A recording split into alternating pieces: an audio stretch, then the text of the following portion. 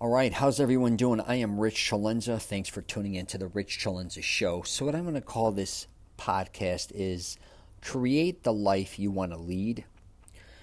And I'm very close to that right now. But the difference with me is I'm 50 years old or 51 years old. So, I have a lot behind me. I was able to do a lot of things that I wanted to do, go to a lot of places I wanted to go, create a lot of things I wanted to create. And, I have young guys a lot of times come up to me and go, how the hell did you move those mountains? Someone said that to me. And I'm telling you, like, you look back at your life and you really wonder, how did you get things done, especially as you get older? How did I have the energy?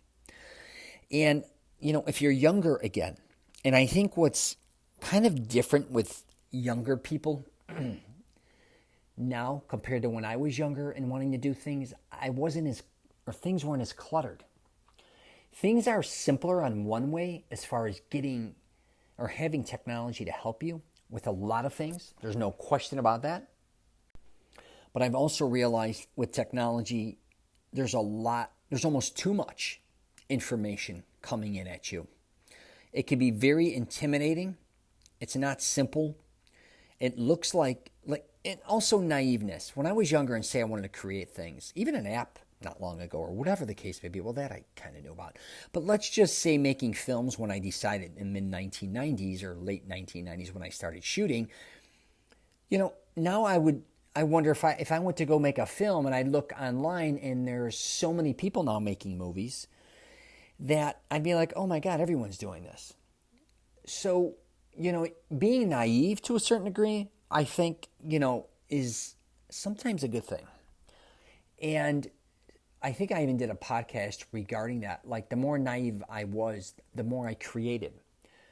I wasn't obsessed with getting too much knowledge about what everybody else was doing. I was really just caught up on what I wanted to do. And if you're somebody out there, like, you're wanting to live a certain lifestyle or create something, you just have to start. And it's so hard to start, and I get it. And I think about projects now. I even think about how when I started the YouTube channel or the podcast or my program or whatever, and I look back and go, my God, I only thought it was going to take me a year to create this. It took 3. Same with anything. I mean, I could go on and on. But you got to start. I don't care if it's fitness. I don't care if you want to open your own business.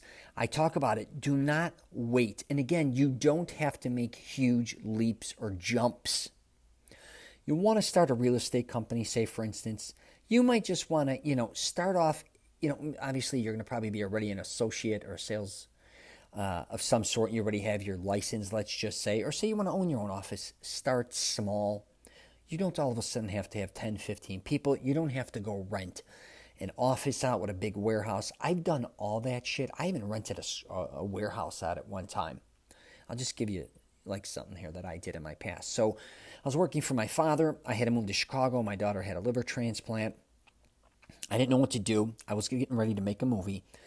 And I was in the vending business. And then we were one of the first people online to start an online selling equipment. They started, I had a lot of contacts selling billiards, jukeboxes, pinball machines, dart games, billiards. Did I say billiards? Everything in between. So we started doing it online. It became very prosperous. And then I ended up renting this massive warehouse. I don't even know how many square feet it was. It was like a factory practically. That's how big it was. And I paid all this rent per month. And I was, originally storing some inventory, nothing compared to what, all the space I had. I had a couple offices in there as well. And what was interesting is I ended up giving the huge, massive warehouse away. And I just cut a deal where instead of me holding inventory, they would hold it for me. Then whenever I sold online, they would ship it. And, if I look at things from, if I didn't have the balls necessarily to go rent the big warehouse, I don't even know if I would have went and did what I was doing as far as that business. But I also got creative. Not that I'm some super genius, believe me. And this is in the late 1990s, so a lot of people weren't even selling this type of equipment or doing things online, or was it even accepted? But my point being is sometimes, and that's just a quickie, what you think you need and what you really need are two totally different things. And also, from a finance standpoint, sometimes, and I discuss this a lot in my podcasts and videos, you can live an extraordinary life if you kind of, get your shit together. You may not be the millionaire, right, yet. You may not have everything you want, but you can still have a great time with your family members, friends. You can maybe dress a certain way.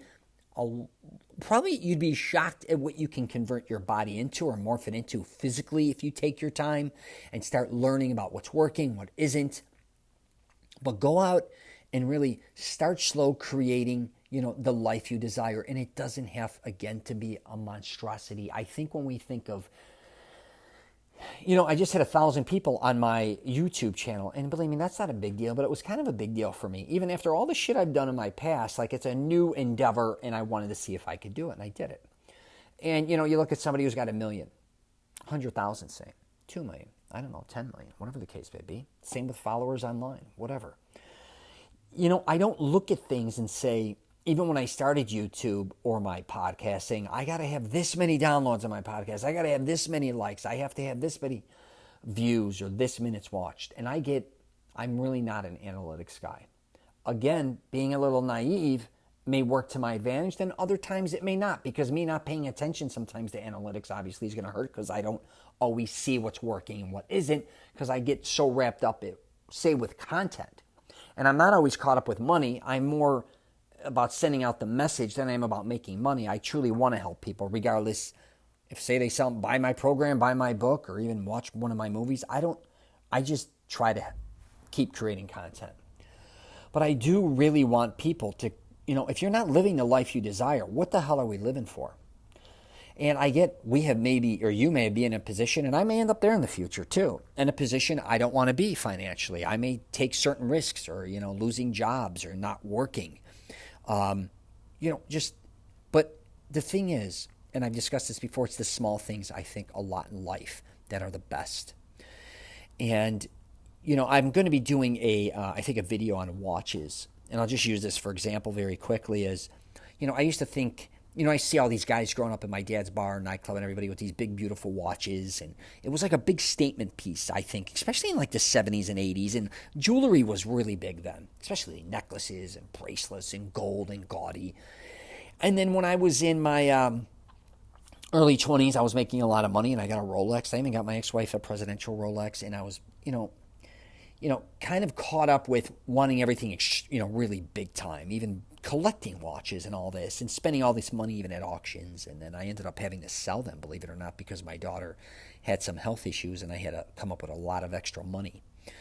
And, when I got rid of the watches, and then my daughter at like 5 years old, they had like a grab bag thing or something where in school they go and they pick out a gift for their parents. And she said, can I have a little more money? There's a special gift I want to get you.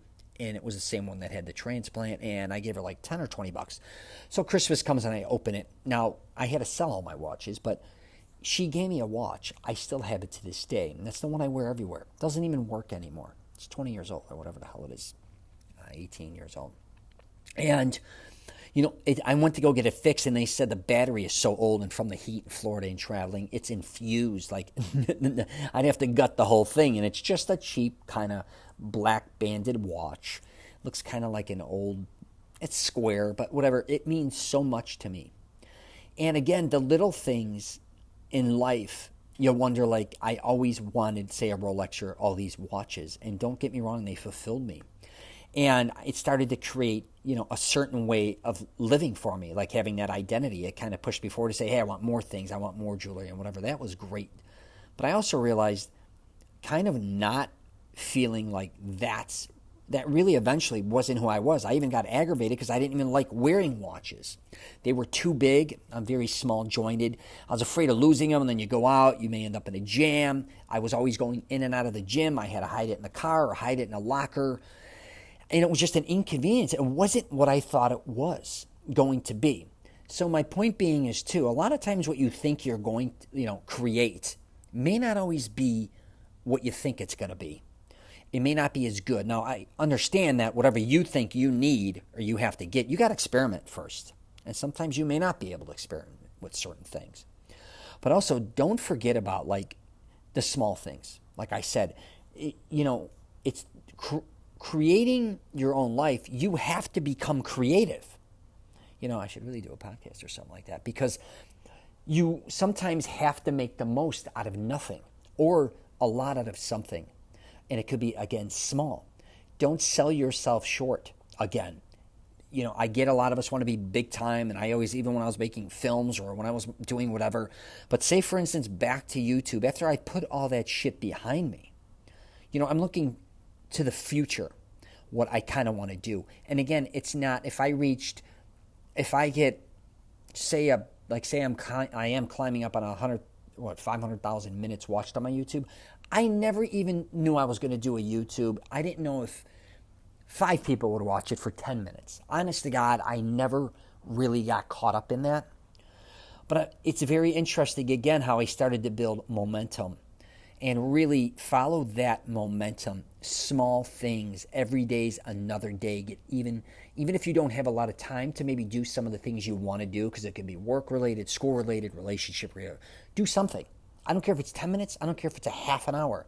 All that stuff adds up. And I talk about this with fitness. I'm going to say it with you, and I'm going to wrap it up, is if you have like an hour a day, if you don't have an hour a day to do something you love to do or what you want to accomplish, you're an asshole. It's on you. I'm just telling you right now. You're horrible at scheduling your life. If you do not have an hour, now I don't care if you got 2, 3 jobs. I've been there where I've had 3 jobs, broke, doing nuts, trying to work on everything, but I still always can find an hour. And that was when I was writing screenplays or doing whatever I was going to do. I had an hour. And that's 4% of your day. There's no excuse why you can't start creating something. And again, it may not be your entire lifestyle that you're creating, but you may be creating something that'll help you get to that lifestyle. And again, it may not even be financially. You may just want to be a painter, or you may want to just be, I don't know if it's a writer, I don't know if you want to be a mechanic, I don't know what the hell you want to be. But again, an hour a day, even if it's 5 days a week, right? Look at it at the end of the month. But again, you have to start doing something and get creative. Usually when you start getting more creative and you start doing things you like, it starts building momentum where now you just keep doing it. And it's not even about setting time aside all the time to do what you want to do and then, oh my God, I'm doing all this shit I don't want to do. You will start to evolve and at least be able to do what you want to do, I believe, at the beginning, eventually like a part-time job. That's kind of how you got to look at it, especially if you already have a full-time job or you're full-time school. How much time do you really have? I don't know. But I could assure you, if you have enough time now, financially, if you have to have 2, 3 jobs to support where you live and everything, maybe you should really analyze that. But if you have kids, I've been there. I get it. But still, do not neglect yourself. I really believe you were put on this earth, everybody, to do something. And it's to enjoy your life. It's not to be miserable. It's not to be, owned by somebody else. It's not to be told what you should be doing constantly. It's not to be working your ass off and be broke. Now, if you choose to do that, that's fine. But I'm just saying, I really think people just got to get more creative in their life. A lot of guys I know, artistically, great writers, producers, directors, in the film industry, writers, all these different types of things. But when it came to kind of creating the life that they desire, don't get me wrong. Now, they're writing and doing what they want to do. But then when they weren't kind of writing, then they were kind of miserable. You don't want to be that way. You want everything to kind of flow and be, I get you may not love your job, but you can't despise it either. How much is that actually helping your creativity? So you got to look at both things. And everybody lives a different life, but I just thought I would throw that in. But please get creative, man. I'm telling you, and start living the life you want to lead. At least a little bit. If you love the goddamn beach, that doesn't mean you can't get there for years. You can get to a beach. You can get to a lake. You want to be near water. That doesn't mean you can afford to necessarily live on water, right? Maybe you want to go fishing. And you want a boat. Maybe you don't have a boat, but you can still go fishing. You want to get in better shape and you want to belong to maybe a certain type of club or a fitness center and you can't afford it. Maybe join another one, but you can get creative and at least start somewhere. That's what I should say. That doesn't mean settle. That means kick it in the ass. Don't get me wrong, but build momentum where at least you start getting shit done. All right. Anyways, if you get a chance, my floss fell out. Check out my YouTube channel. It's just my name, Rich CELENZA. You want to know more about me, I'm at richcelenza.com. I'm also on LinkedIn, Twitter, Facebook, Instagram. And if you have any questions or comments, let me know. All right, hit me up. Take care.